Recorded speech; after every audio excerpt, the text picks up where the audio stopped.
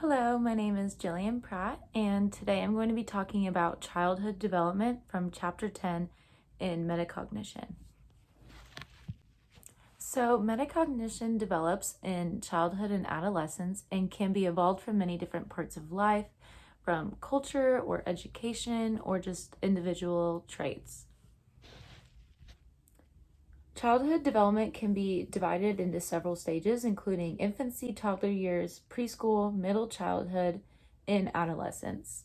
So throughout these preschool years, it continues to develop through childhood and into adolescence. As you can see in this graph, it shows the different labels of these stages. We have the sensor-motor stage from birth to 2 years, the pre-operational stage from 2 to 7 years, and the concrete operational stage from 7 to 11 years, and the formal operational stage from 11 and plus years. And I'm going to go over what the different kind of steps are throughout all these stages of child development.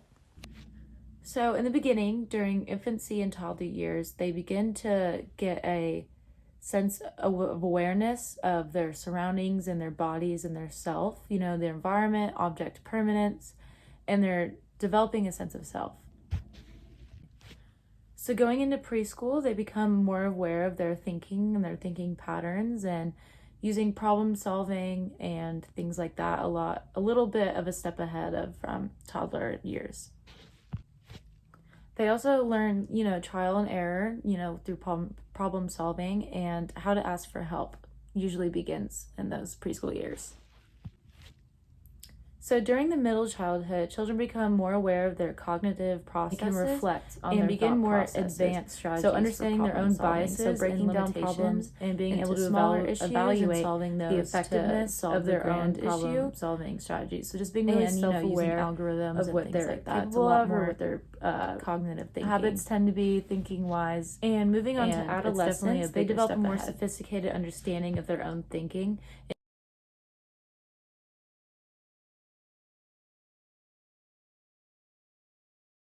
Self-reflection, goal setting, self-assessment, and they can teach specific metacognitive strategies such as metacognitive monitoring and self-regulation.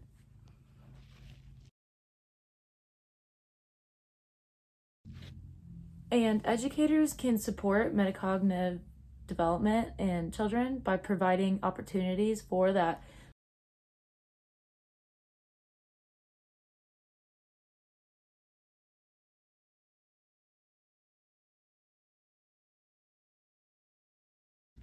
And the importance of understanding metacognition is so these educators can help provide and support and give opportunities for children to develop these important cognitive skills, because we use it in our everyday lives. It's very important to understand the ways you think and be able to self-reflect.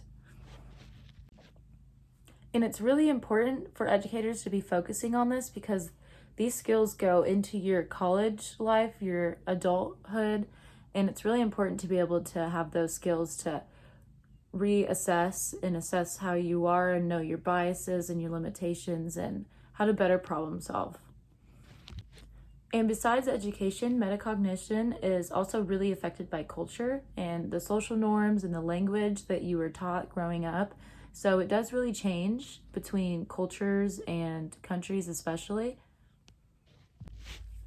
And different countries can have different perspectives on metacognition and the levels that they believe their children should be at. For example, in China, they're a lot more about the independence and the self-work and self-reflection. Like in this article I'm going to share some information on, they tend to be a little bit better at that than compared to America.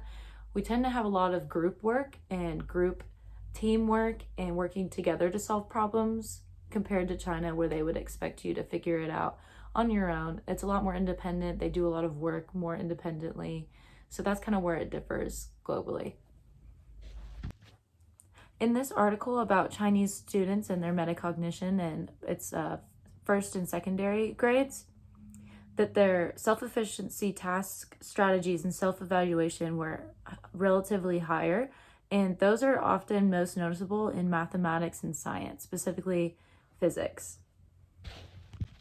So taking that into consideration, educators need to take that information that culture can affect their metacognitive abilities and consider that context when teaching metacognitive strategies and, weighing where the levels are at, where different kids are at, and helping them get to the right place. So in conclusion, metacognition is very, very vital for students to learn, especially at an early age, and making sure that they are developing on the right track, because it really does affect adulthood and academics in college and later years in an adult, and making decisions, being able to self-reflect. And of course, metacognition is also not only from education and educators, but like I said before, from cultures and language and values. It really does differ for everybody. But education is where we can really focus on making sure that students are being able to self-regulate and self-reflect and get better at problem solving and knowing their limitations and biases.